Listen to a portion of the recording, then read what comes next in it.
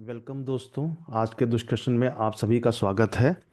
आज हम जो है ब्रिक मैसनरी यानी कि जो ब्रिक की दीवार बनाते हैं हम, तो ब्रिक मैसनरी में जो अलग अलग टेक्निकल टर्म्स यूज़ करते हैं उस पे हम डिस्कशन करेंगे। इन टेक्निकल टर्म्स का जानना इसलिए ज़रूरी है कि ब्रिक, फुल ब्रिक जो ईंटा होता है उसके बारे में तो हम लोग जानते हैं, लेकिन ईंटे के अलग अलग फॉर्म्स होते हैं। जैसे ईंटे को आधा काट देंगे, ये लंबाई के अलॉन्ग काट देंगे, चौड़ाई के अलॉन्ग काट देंगे, तो इन सब को क्या कहते हैं, इनका क्या नाम होता है, तो इन सब टर्म्स का जानना ज़रूरी है। तो आज का डिस्कशन जो हमारा है ये वेरियस टेक्निकल टर्म्स जो ब्रिक मेसनरी में यूज़ करते हैं उस पे कंसंट्रेट कर रहा है। तो आज जिन टेक्निकल टर्म्स के बारे में हम बात करेंगे वो आप देख पा रहे होंगे, सामने लिखे हैं 12 चीज़ें हैं। पहला है कोर्स, दूसरा फ्रॉग, तीसरा स्ट्रेचर, चौथा बैट और क्लोजर, पांचवा एरिस, छठा टर्म जो है वो है परपेंड, इसके बाद जो सातवां टर्म है वो बेड, जो आठवां टर्म है बुलनोस, नाइन्थ टर्म जो है header, tenth coin, 11th hurting, 12th facing और 13th जो है बैकिंग। तो सबसे पहले हम बात करते हैं कि ये कोर्स या बेड क्या होता है। तो जैसा कि आप पढ़ पा रहे होंगे, the layer of brick lead on the same bed is called the course. यानी कि एक रदा यानी एक लेयर जो एक प्लेन पे ब्रिक के हम ले करते हैं, उस पूरी एक लेयर को हम कोर्स कहते हैं। और जिस सरफेस पे ये ब्रिक ले किया जाता है उसको हम बॉटम कहते हैं। यानी कि जो ब्रिक का नीचे वाला फेस है, जिस पे फ्रॉग नहीं होता है, वो हॉरिजॉन्टली एक लेयर बनाता है, एक के बाद एक जब हम ब्रिक रखते हैं तो उसको, जो पूरी लेयर होती है उसको हम बेड ऑफ ब्रिक कहते हैं। और सरफेस के अलावा अगर हम पूरे ब्रिक के लेयर की बात करें तो एक पूरे ब्रिक की लेयर को हम कोर्स कहते हैं। तो कोर्स क्या है? Bricks laid on the same bed. और बेड क्या है? Bottom surface of the course. तो कोर्स के बॉटम सरफेस को हम बेड कहते हैं, और bricks laid on the same bed उसको हम कोर्स कहते हैं। तो ये बात तो हमको अब क्लियर होगी। अब बात करते हैं कि कॉइन क्या होता है।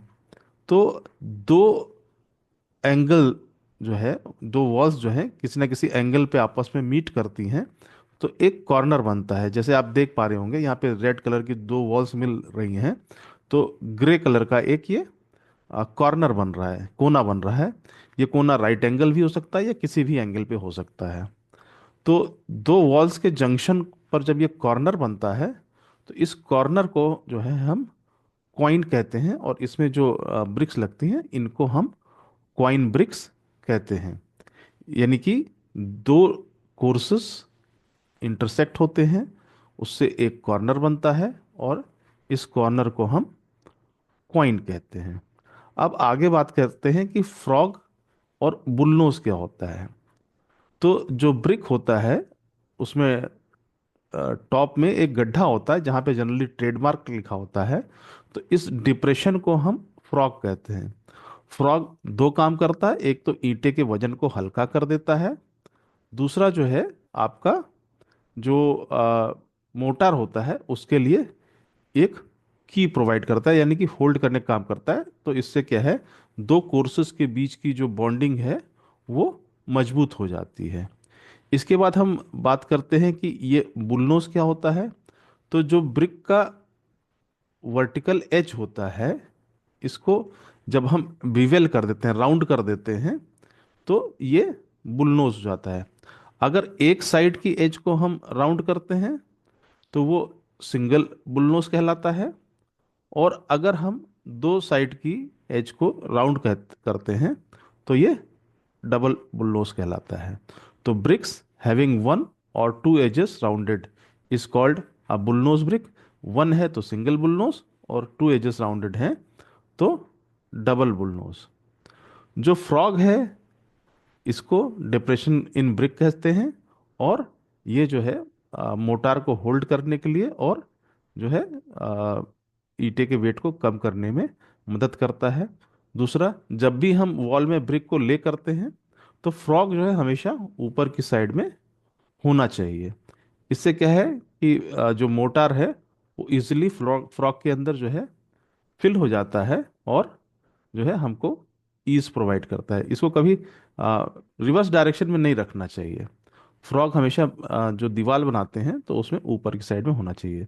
नीचे जो है देख रहे होंगे, दो कॉर्नर अगर राउंड हो जाते हैं तो इसको डबल बुलनोज कहते हैं।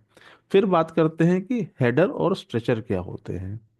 तो जो शॉर्टर साइड है फेस पे, चित्र में आप देख पा रहे होंगे, इसको हेडर कहते हैं। स्क्वायर फेस है, रेक्टेंगुलर भी हो सकता है depending on the type of the brick. और जो लॉन्गर फेस है, लॉन्गिट्यूडनल फेस जिसे कहा जाता है ब्रिक का, उसे हम स्ट्रेचर कहते हैं। ये रेड में जो मार्क हो रहा है लंबा वाला face, this is the stretcher face of the brick. और एक के बाद एक जब हम स्ट्रेचर रखते जाते हैं तो स्ट्रेचर बॉन्ड बनता है, या दीवार में हमें स्ट्रेचर ही दिखाई पड़ते हैं। तो this is the stretcher face of the brick. और जो स्ट्रेचर के रिवर्स साइड में जो छोटा वाला फेस होता है, रेक्टेंगुलर, देख पा रहे होंगे आप, इसको हेडर फेस कहते हैं। हेडर और स्ट्रेचर जो है, इसके वर्ट इंटरसेक्शन का जो कॉर्नर बनता है, इसको हम एज ऑफ द ब्रिक कहते हैं, ब्रिक एज कहते हैं। एरिस भी कहा जाता है इसको। अब बात करते हैं बैट या क्लोजर क्या होते हैं। तो जो कोई भी ब्रिक है, फुल ब्रिक है, उसको हम जब काट देते हैं तो वो बैट बन जाता है। अगर ट्रांसवर्स डायरेक्शन में काटा है, यानी कि छोटे वाले साइड के लॉन्ग काटा है, तो बैट बन गया। और अगर लॉन्गिट्यूडनली हमने ब्रिक को काटा है तो वो क्लोजर बन जाता है। तो छोटे ये बैट और क्लोजर का जो इस्तेमाल होता है, ये वॉल में वर्टिकल जॉइंट्स को अवॉइड करने के लिए किया जाता है। तो द ब्रिक कट और रिड्यूस साइज जो है वो बैट या क्लोजर कहलाता है। अगर हॉरिजॉन्टली काटा गया है, perpendicular to the longitudinal section, तो बैट हो गया। और अलोंग द लेंथ काटा गया है ब्रिक का, तो ये क्लोजर हो जाता है। दो तरह के होते हैं, क्वीन क्लोजर और किंग क्लोजर। तो सिंपली ब्रिक को अगर लॉन्गिट्यूडनली हमने काट दिया तो ये हमारा स्टैंडर्ड क्वीन क्लोजर बन जाता है। और अगर एक एज से लेके और जो लंबा वाला आपका फेस है, जो कि स्ट्रेचर फेस है, वहां तक का अगर हमने इसको तिरछा करके काटा है तो ये हमारा किंग क्लोजर बन जाता है। अब बात करते हैं बैट की। तो एक नॉर्मल ब्रिक लिया हमने और उसको जो है ट्रांसवर्स डायरेक्शन में, यानी कि जो लंबा फेस है उसके परपेंडिकुलर डायरेक्शन में दो इक्वल पार्ट में काटा। तो जो एक पार्ट मिलता है, मतलब एक ब्रिक को काटा तो दो हमको बैट मिलते हैं, तो ये हाफ बैट कहलाते हैं, यानी कि 1/2 बैट। अगर यही फुल ब्रिक को हमने इस तरह से काटा कि एक हिस्सा एक चौथाई है और एक हिस्सा तीन चौथाई है, तो जो तीन चौथाई हिस्सा होता है इसको हम 3/4 बैट कहते हैं। और जो एक चौथाई हिस्सा होता है इसको हम क्वार्टर बैट कहते हैं, यानी कि आधा पौना। 3/4 इज पौना एंड 1/2 इज आधा। लोकल लैंग्वेज में इसको आधा एंड पौना के टर्म से पुकारा जाता है। तो 3/4 बैट का इस्तेमाल जो है हम वर्टिकल जॉइंट्स को अवॉइड करने के लिए 3/4 bat, 1/4 bat, half bat, queen closer, king closer, तो इन सभी ब्रिक्स का जो कटे हुए ब्रिक्स हैं इनका हम इस्तेमाल दीवार में वर्टिकल जॉइंट्स को अवॉइड करने के लिए करते हैं, ताकि हमारी दीवार जो है वो मजबूत हो सके। और वर्टिकल जॉइंट्स अवॉइड होने से दीवार में स्ट्रेंथ ज़्यादा रहती है, इसको अवॉइड ही करना चाहिए, नहीं बनाना चाहिए, तो दीवार स्प्लिट हो जाती है दो पार्ट में। फिर बात करते हैं एरिस एंड क्वाइन क्या होता है। तो the edge found by the intersection of plane surface of a brick is called arris. यानी कि दो प्लेन सरफेस के जो इंटरसेक्शन है, उससे जो सरफेस बनता है उसको हम एरिस कहते हैं। जैसे कि एक स्ट्रेचर फेस और एक हेडर फेस मिलके जो लाइन बनाएगा उसको हम एरिस कहेंगे। परपेंड भी कहते हैं, जो जॉइंट होता है, जॉइंट बनता है उसको परपेंड कहते हैं। इस ब्रिक पे जो लाइन बनता है उसको नहीं कहते हैं, जो जॉइंट बनता है उसको परपेंड कहा जाता है। तो ये एरिस हो गया। एरिस हॉरिजॉन्टल सरफेस का इंटरसेक्शन भी हो सकता है विद द वर्टिकल सरफेस, या दो वर्टिकल सरफेसेस का भी इंटरसेक्शन हो सकता है। तो किसी भी प्रकार का जो इंटरसेक्शन है इसको हम एरिस कहते हैं। फिर बात करते हैं कॉइन क्या होता है। तो the angle of the wall surface at the corner is called coin. तो जो कॉर्नर बनता है इसको हम कॉइन कहते हैं। अगर ये कॉर्नर 90 डिग्री का है तो इसको हम राइट एंगल कॉइन कहते हैं। और नहीं तो इसको सिंपली जो भी एंगल है उससे हम बताते हैं। फिर बात करते हैं परपेंड एंड हार्टिंग की। तो the vertical joint between bricks either in longitudinal और cross section is called perpend. तो ये सफ़ेद सफ़ेद जो बीच में लाल ईंटों के बीच में आप वर्टिकल लाइन देख पा रहे होंगे, दीज आर द परपेंड्स। ये दो मोटार के बीच का, मतलब दो ब्रिक के बीच में जो मोटार आता है वो जगह होती है। फिर हार्टिंग क्या होता है। The portion of wall between the facing and banking is called hurting और फिलिंग। यानी कि जब हम एक ब्रिक की वॉल बनाते हैं तो उसका एक अंदर का सरफेस होता है और एक बाहर का सरफेस होता है, यानी inner wall and inner face and outer face.